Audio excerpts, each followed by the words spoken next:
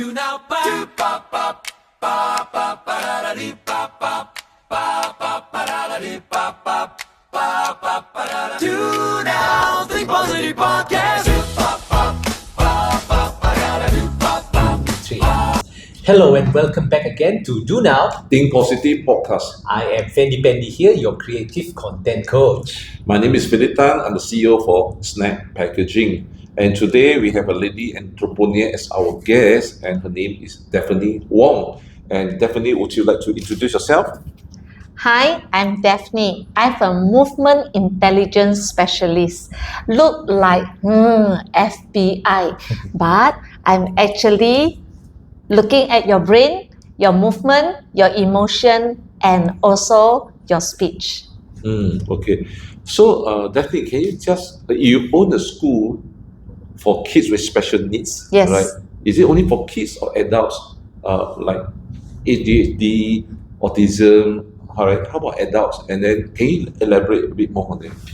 Right. So this special needs learning center has been around for 12 years.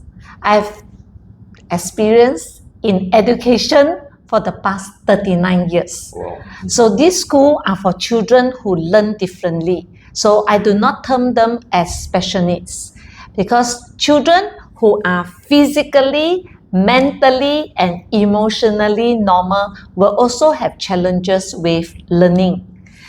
Now, if you ask me about adult, anyone who have a brain will have challenges throughout their life. If they have stress, they might not talk well. If they have stress, they might not eat well. So yes, I do have adult clients, and what I do with the adult is I ask them to move. Okay, interesting. Right? Yeah, very Just by interesting. moving. Yes. But can you explain to our viewers what is actually ADHD? Attention deficit. So they are hyper and they cannot focus. And this issue, if left undetected, the person will bring on this into adulthood. So we will have, like, as an employer, they will say, how come this employee is behaving like this? Actually, he has issue with attention deficit and hyperactivity. Okay, but all these kids, do they need medications? And even without medications, can issue like ADHD, can it be treated easily or over time, or maybe Okay. you can? I'm not a doctor, so I'm not going to say whether you take medication or don't take. It actually depends on the severity of the condition. For me, if we can move, then you move to balance your brain and integrate your brain the natural way. Okay. Okay. So, like Philip was talking about treatment. So what if they go into adults but never get treatment? Okay, then they will carry on that behavior into adulthood. It will hinder their normal functioning, like interaction with colleagues, interaction with their partners, and even interaction with their children. So it is a condition that is, to me, is obvious. So what I would do is I will prescribe them a set of exercise. And all they have to do is be consistent, do at least 5 minutes a day. Okay. Then how does your school compare to other school, right? And then is there any some special training that you give or something? Okay, this sentence was feedback from a parent, a potential parent who came to visit my place. When they walk in, they were like, because we have very less furniture. We do not have toys. For me, I give the space for the child to move freely. And when they move, I also can scan which part of the brain is not balanced and is not integrated. So less furniture. So the difference, very obvious, is movement is the language of the brain. And we must have the space for the child to move. Okay. So is it difficult to teach children with learning disabilities? I was a government school teacher before. One teacher to 40 to 50 children. So if you ask me, special needs children, everyone is special, but they are not special needs. They are children who have different learning abilities. So it's not difficult to teach them because the key to the teaching is the connection of the heart. So even before I teach them anything, we get connected first. And once you connect with the child, you ask them to jump, they will jump. You ask them to sit, they will sit. It's how I deliver the instructions. Right. I think from the very beginning, we should not label these kids as they need special. I think we should treat them equal, they're normal, like what you say. But we also understand that lately you have shifted from, you have a physical school for sure, but you also have gone into online learning. Yes. Right? But earlier on, you did mention that you need space to observe their movement. But by going online, how are you going to do that? Will it be more effective in the physical space like that, or online? That which one is?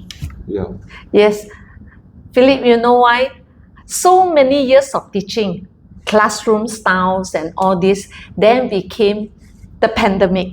So that really changed my perspective on teaching. I like classroom, I like hands-on, I like to see how the child move and all this. Then during the pandemic, I realized I have to go online and guide the parents how to teach their children. And that is the real challenge because parents are not easy to be taught.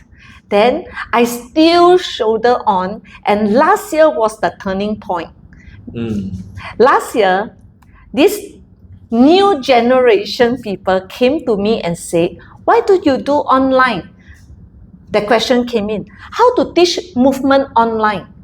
Then they say, yoga can be taught online, then why can't your movement program be done online?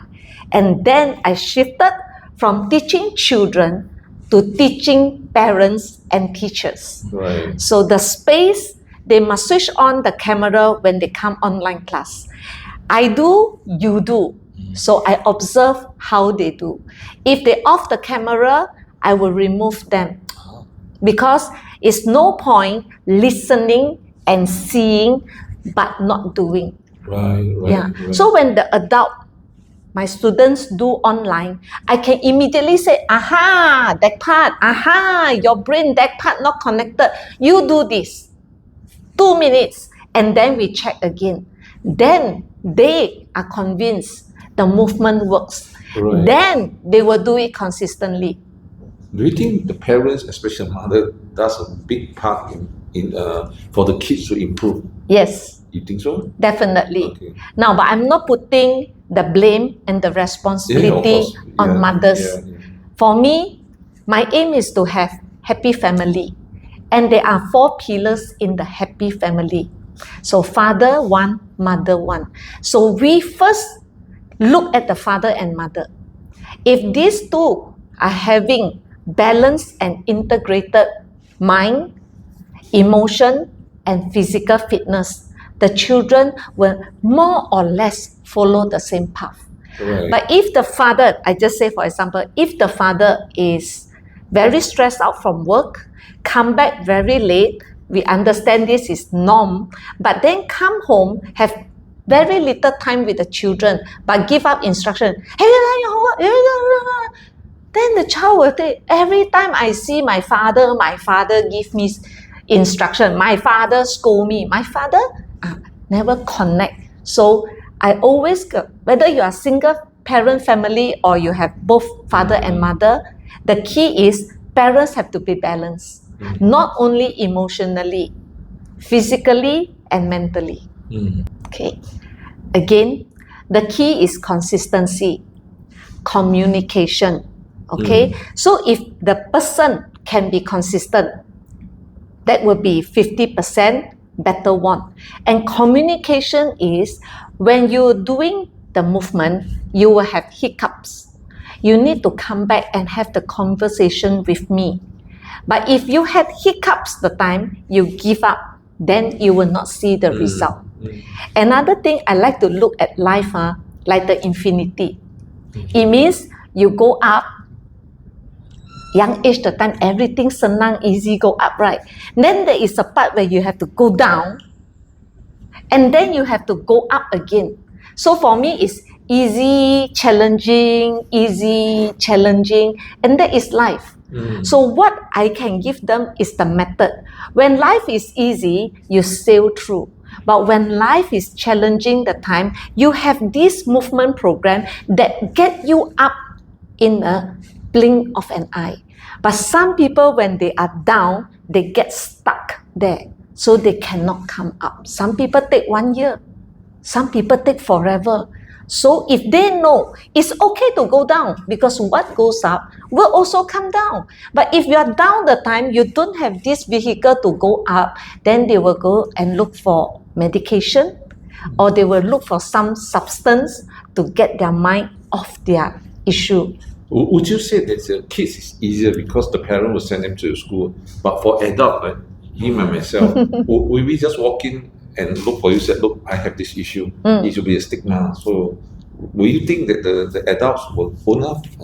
Yes. So that's why I'm doing this online program targeting parents and adults. So parents, after the sharing, they will tell me, so Daphne, where's your center? Send my child to you. Then I will tell them, no, I don't want your child. I want you to do. I'm giving you a tool that is easy to use. You can do it anywhere without any other equipment. Just do it. You have your hands, you have your legs, you can do the program already. Interesting. Yeah, interesting.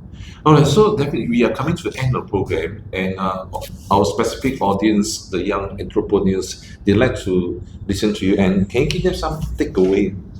How many of you wake up in the morning and still feel tired? How many of you wake up in the morning, feel tired, and wish that you can just stay in bed for another hour? Now, is that physically tired or mentally tired? We have a lot of this out there telling you, wow, you need to do this to become more positive, you need to do this to think positive. But do you know there's one part, if you are emotionally tired, how do you know? How do you measure?